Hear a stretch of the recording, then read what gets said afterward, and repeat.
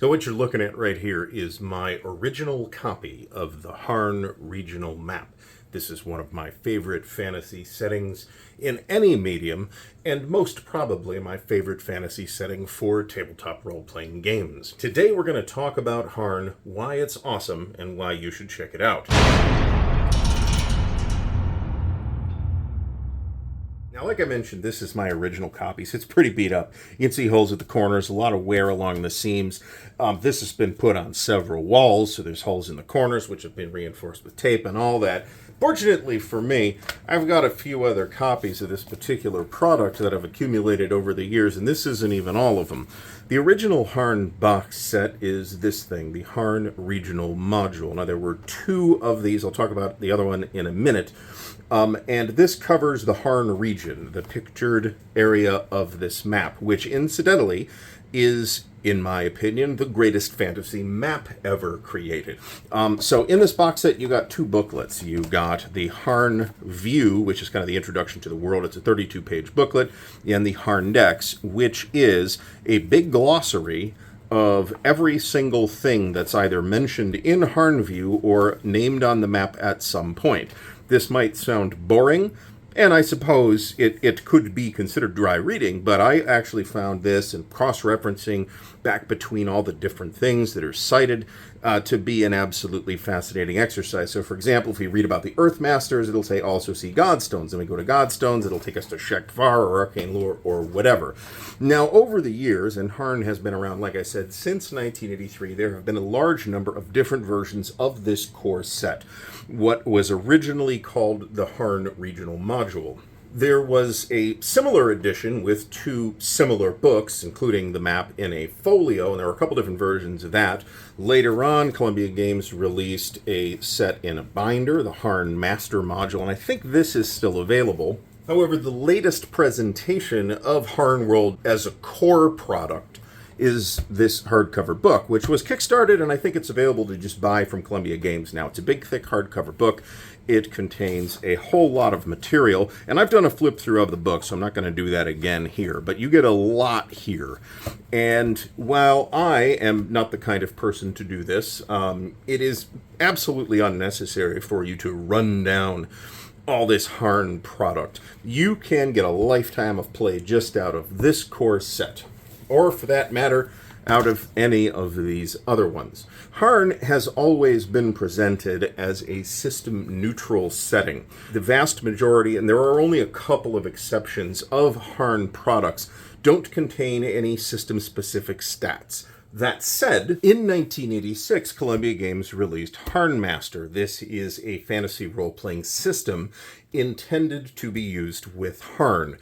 Now, this is what we would now call the first edition of the HarnMaster rules, and I would say it's a little bit rough. It's a very compact presentation. There is a second edition of these rules, which I also, of course, happen to have, and I think I may have printed out some additional stuff and added it to this particular book. This is actually the third edition rules, but I used the second edition cover sheet because that's what I had. Which makes me wonder where my second edition HarnMaster rules went, actually. The current third edition, however, is available as this boxed set. And this is one of the old-style Columbia boxed sets with the sleeve. And it contains all the material loose leaf, so you're going to put it into a binder. Now, I have run HarnMaster 3rd Edition in the past quite successfully. We ran a campaign set in Western Hârn some years ago. I think this, in terms of playability, I think that HarnMaster 3rd Edition provides the best mix of Hârnic flavor with ease of play. However, there is a new Hârn role-playing set of rules available from Celestia Publications. So sometime in the early 2000s, there was a split between Columbia Games and the original creator of Hârn and Hârn World, and Robin Crosby, who founded Celestia Publications to do his own thing. He has since passed away, unfortunately, so he is now the late, great and Robin Crosby, R.I.P. But the folks and team he put together have just released Relata in like the last 6 months or so. And I just got the physical book not too long ago. HarnMaster Role-Playing in the World of Cthulhu, which is the planet that this map is set on. And it's really nice. It's got a lot going for it, and maybe we'll do some more video on that in the future. The point I'm trying to make here is that although there is a dedicated system for Harn available in a variety of flavors, all the material is system agnostic, and I personally have run this using HarnMaster in the Harn setting. It is not an ideal fit. Who cares? It's fine. It worked fine. We just generated characters using HarnMaster, making no particular adjustments, and had many adventures and campaigns set on this lovely world of Harn. The things that I think are really appealing about Harn, there are a couple of things. One, this is fundamentally a lower fantasy setting than a lot of role-playing gamers, particularly if their experience is limited to D&D and games like D&D. It's going to feel a little bit more low fantasy than that. And Harn is often portrayed in communications as a low fantasy setting. That said, it is easily possible, and I have done this, to turn the dials a little bit and end up with a substantially more higher fantasy seeming setting than is necessarily most people's first impression of Harn. So you can tune the amount of magic and weird creatures and dimensional gates. All those things are present in this setting already. You can decide how important those features are going to be for your game. The other cool thing about Harn is its history, and I'm not necessarily talking about the fact that there's a written history in the product. There is, and it's actually interesting and fascinating and not too long. It's that history sets up conflicts in various places in the game. So, for example, one of my favorite places to run campaigns in is this part of the map, Tharda. You have 3 nations down here, Kende down here, Rethim or Rethim up here, and the Thardic Republic. And these 3 powers have fought multiple wars in the past, and another war could break out at any time. And in fact, there is constant skirmishing on the border between Rethim and Kende, between 2 rival religious fighting orders, the Order of the Copper Hook, a fighting order of Agric, the god of war and fire, and the Order of the Checkered Shield, a fighting order of Lorani, the Lady of Paladins. So conflict is built into every part of this map. Up here in Orbal, you have the Kingdom of Orbal, but the Kingdom of Orbal hasn't been around that long. Some Avinians came and established it and subjugated the local Jaren people up here, who have risen in rebellion a couple times, and a new rebellion could break out at any time. And one of the more prominent deities for the Jaren is Ilver, Lord of the Fatherless Multitude, who spawns a lot of the weird creatures that wander around the island, and who is said to actually dwell on the island here at Araka Kalai. We also have the Kingdom of Meldarine down here. This is the fabled Wizard's Kingdom. It's kind of up to you how big a role wizards actually play in Meldarine, although everybody else on Harn thinks that there's a whole shadowy cabal of wizards really running the place. In addition to that, a different Loranian fighting order is operating down here in Solora, the Order of the Spear of Shattered Sorrow, and they are conducting what is essentially a genocide against a relatively peaceful barbarian people, the Solori. Conflict built in there too. The tiny kingdom of Kybissa, which is one of the places that also a lot of people first think of when they decide they're going to start a Harn campaign, is kind of sandwiched between 2 powerful neighbors, Meldarine in the south and Kaldor in the north. And either of those 2 powers have both of those 2 powers have claims on Kybissa.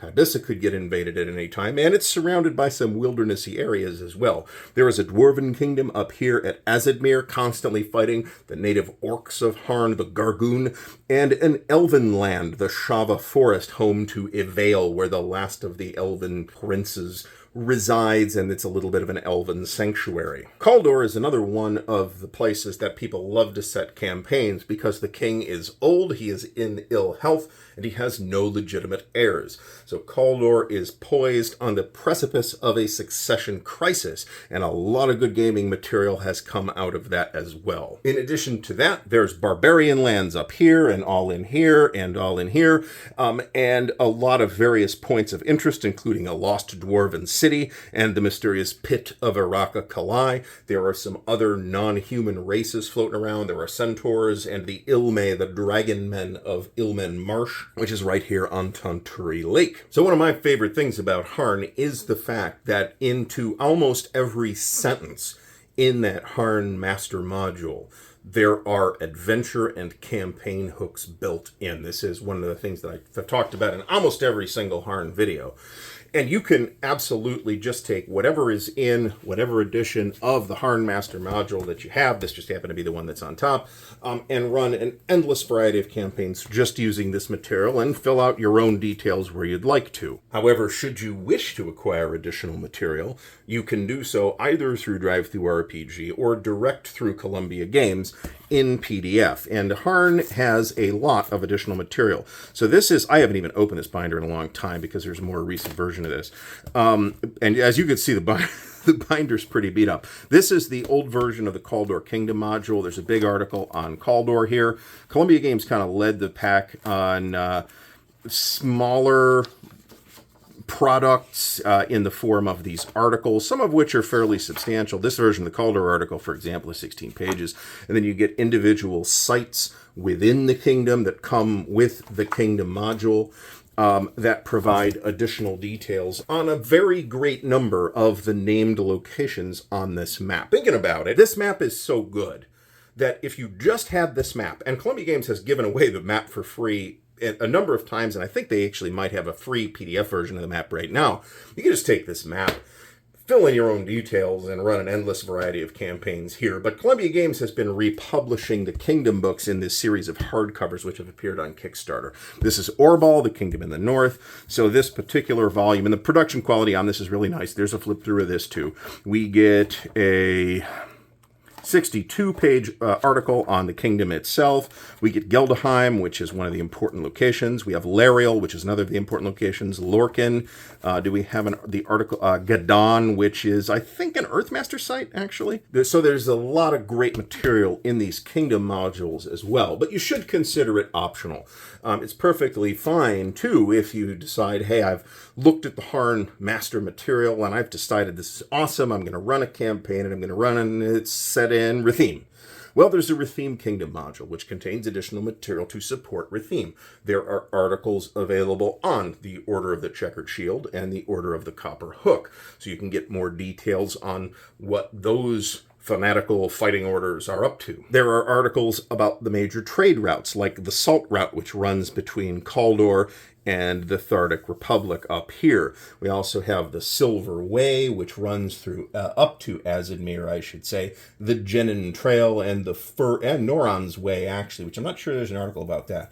Columbia Games has been developing this material for pretty much since 1983, and there's a lot of material. Now, this map right here covers an area approximately the size of the British Isles or Madagascar or a similar large island in that general range. And that is a huge amount of space to host a campaign.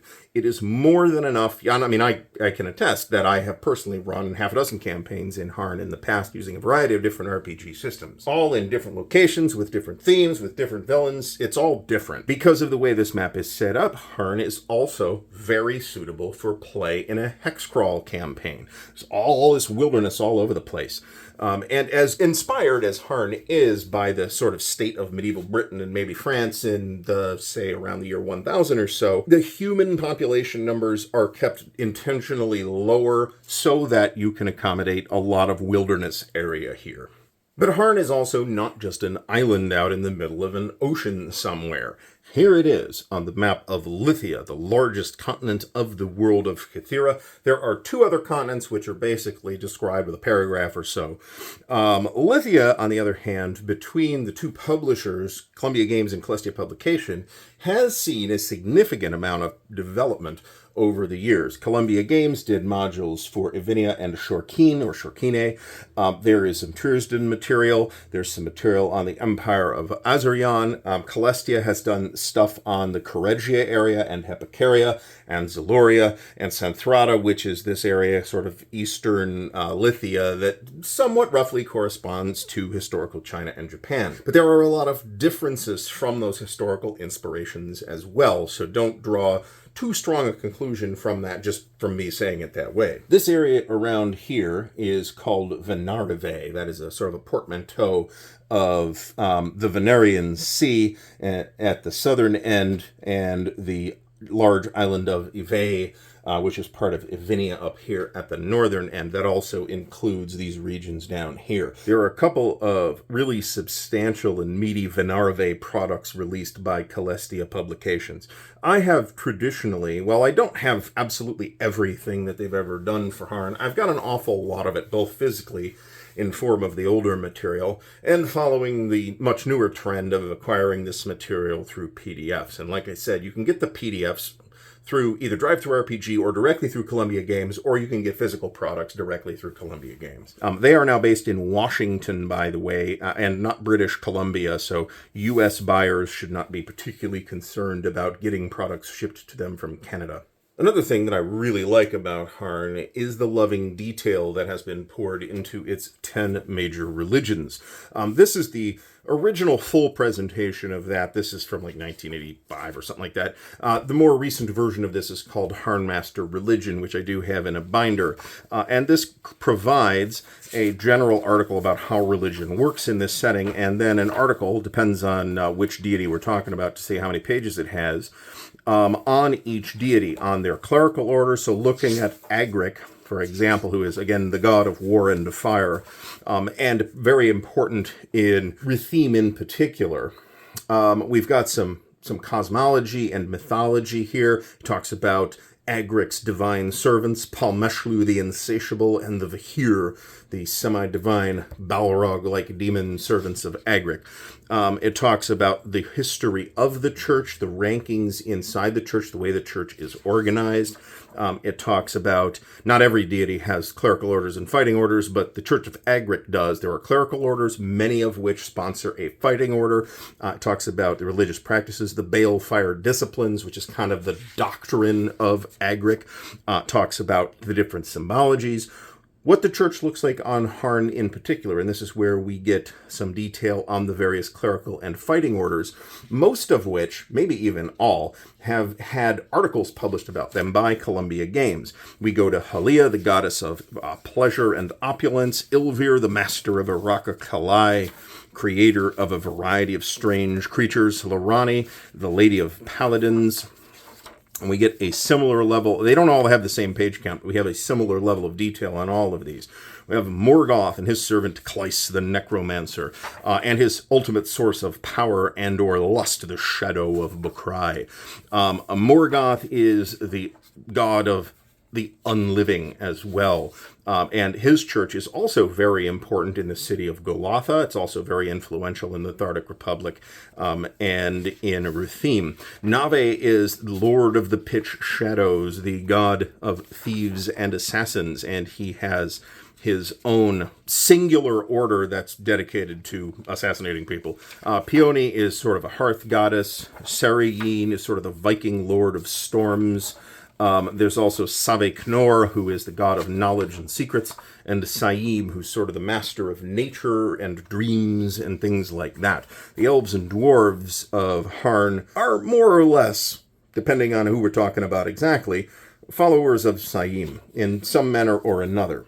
On Hârn itself and many of the adjacent regions, the guilds are also a major socioeconomic and political feature. And we have articles on a lot of the different guilds of Hârn as well, like the Ostlers Guild, or the College of Heralds, or the Lia Kaver, the Harnic Thieves Guild, particularly prominent in a city like Tishal or Koranon. Koranon is in the Thardic Republic, former seat of the Korani Empire, which kind of devolved, a little bit of a long story, into the Thardic Republic, and which remains the largest city on Hârn. To some extent, the entire way I perceive this setting revolves around these particular maps. And the other maps that they've done are also really good. This is just my personal favorite, what's called the regional map.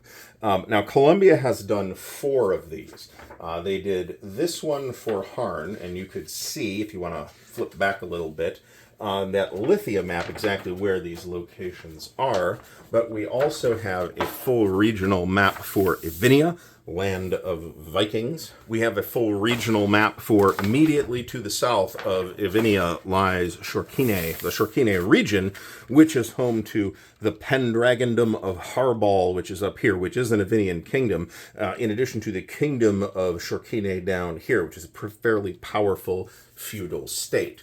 Now, immediately to the south of Shorkine, which I think is the preferred pronunciation, but I don't really care. I pronounce things how they sound cool to me, is this map, the Tryrzyn regional map. And here we have the very powerful feudal kingdom of Tryrzyn, along with Palathane and Emelrine, or Emelrine, which are up here. Palathane is actually also an Ivinian kingdom. Emelrine is a bit of a special case. There's very little material on it from Columbia, but there is a kingdom module available from Celestia. I don't really have any special insight as to the current working relationship between these two companies. I don't think there is any, and I'm not sure to what extent bad faith remains between the two companies. But from a gamer's point of view, particularly gamers like myself, who went a lot of years without really anything happening on the front of Hârn, the split has actually proven kind of a good thing, because we have seen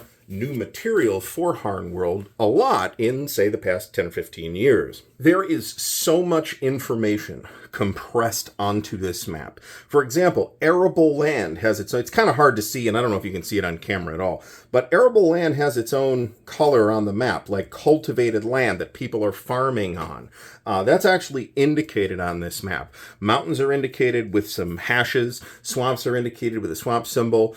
This map shows sort of overall vegetation type rather than elevation, but you can also obviously see where the mountains are. This is a fairly northerly region, and the higher areas, the higher elevation areas, do tend to be covered in glaciers. This is, in short, an amazing setting that I think has never gotten its due in the fantasy role-playing community. If you are looking for a campaign world for whatever fantasy game system you want to play, whether that's D&D or RuneQuest or Rolemaster or Burning Wheel or Against the Darkmaster or Mythcraft or whatever, you should take a look at Hârn if you don't have a specific setting in mind already. It is a wonderfully deep and rich setting that has so much to offer, and you can either stop at any point and just run campaigns, or you can continue exploring this amazing fantasy setting. If you have any questions about Hârn or how it interacts with various game systems, do let me know in the comments. I've done a lot of Hârn material. There's a Hârn playlist on the channel, so check that out if you want to learn more about this setting